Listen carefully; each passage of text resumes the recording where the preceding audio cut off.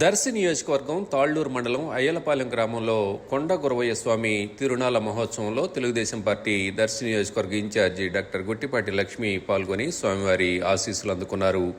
ఈ సందర్భంగా గ్రామానికి విచ్చేసిన డాక్టర్ లక్ష్మి, డాక్టర్ లలిత్ సాగర్ దంపతులను గ్రామ టీడీపీ నాయకులు ఘనంగా సన్మానించారు.